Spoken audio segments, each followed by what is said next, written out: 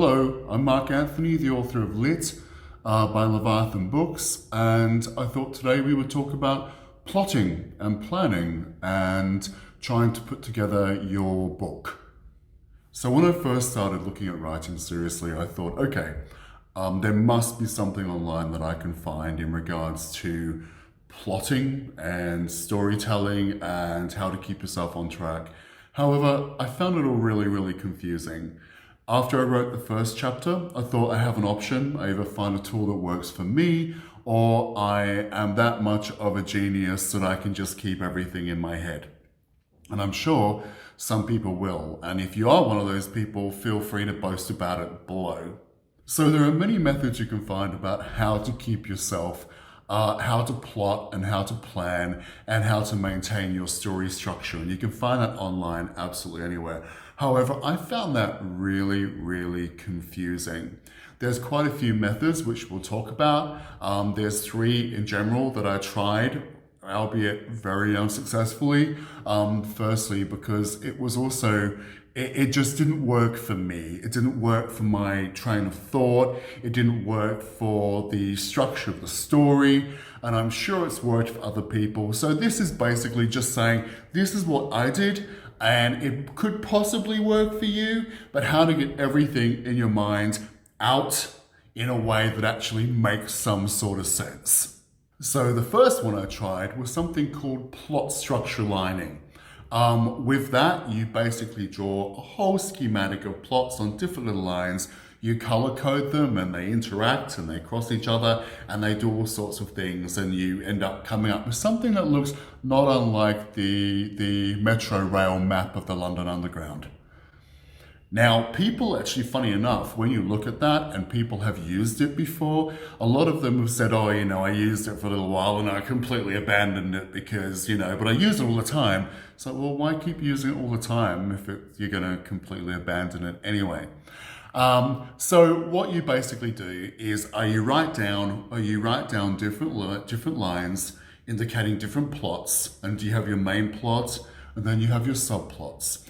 Subplots feed into main plots and character subplots, and you try to make them all come together in almost some sort of really creative schematic, which can be really confusing. And I honestly don't think there's a piece of paper big enough to carry that much weight of a novel.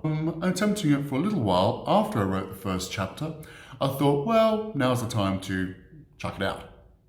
Jesus Christ. Another tool that people like to use is a structured template, which outlines your chapters, and it follows down, and you have a nice little diagram graph of where you're going, and nice little chapter headings and your chapter structures and what you include in each structure, in each chapter. That worked well for me for about 2 days, and then I decided to scrap it. A lot of the writing you do comes on the fly. A lot of the putting together and construction and the discussion and even plot changes happen as you're doing them. So you end up trying to make your plot line, your plot map match your story, not your story match your plot map. So after that, what's your point? So I chucked that too. So by this time, I was probably into chapter 8 or 9. And I knew that things were getting bigger than Ben-Hur, and there were so many things you have to keep track of. Things that you mention as a part of the story that are actually really important. Timeline, maintaining a timeline, making sure the timeline is consistent for the story and for all of the characters. And also the age of the characters, even, and I hate to say it, their last names. The main characters, very easy to remember, of course, because they're your focus. But after that, you have got lots of peripheral characters that you still have to be consistent. You still owe it to be consistent to their backstory and their character and their demographic. And keeping track of that can be quite difficult as well. So you have to make sure that you actually write that down. You mention something that, hang on, you've actually completely contradicted something you said 5 chapters ago, which is really easy done. It's not hard to do that, especially when you're dealing with, you're creating a whole world. and creating a lot of people. So what I done one night, probably about 11 o'clock, and I thought, you know what? I just got these ideas.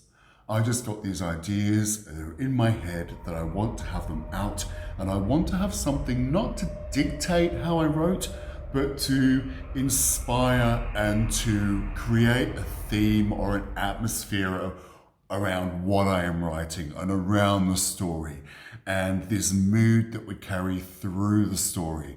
And that's when I decided to just spew all my ideas from my mind on bits of paper, just completely brainstorm, put them all down. Images, visual is very, very important to me. Is to have an idea, spew it all out, have it sitting there in front of you and be able to see it there, write all over it. I was like a mad scientist. I was just writing. If you want to study literature, write a book report on structure. If you want to be an artist, write a book. I put that up and that was basically my inspiration for the rest of the book. With that, I also had this big old A4 drawing pad next to me, which I wrote ideas and things that I might need for later. And funny enough, for me, being quite extroverted, that chaotic imagery, that chaotic brainstorming mapping was what I really needed. I didn't need something that took such fine detail and planning. I am not that person. If you're not that type of person, it really dampens your enthusiasm and the excitement of the creativity. And your story should be rich, it should be fresh, without going through these filters of this structure and this censorship and this control. Now, that's not to say that that doesn't work for everybody, that these tools won't work for everybody, and they've obviously worked for multiple people. If it comes to the end and there is a problem, you have something called editing, which is brilliant because editing is what pulls the story together, and we'll cover that at a later time. So thank you very much for listening to this. I'm hoping you found this helpful. Please, my Facebook page and my website and my Instagram are all below. Lit being released December 2020. Please feel free to subscribe, ring that bell, and like, and I will love you and keep writing.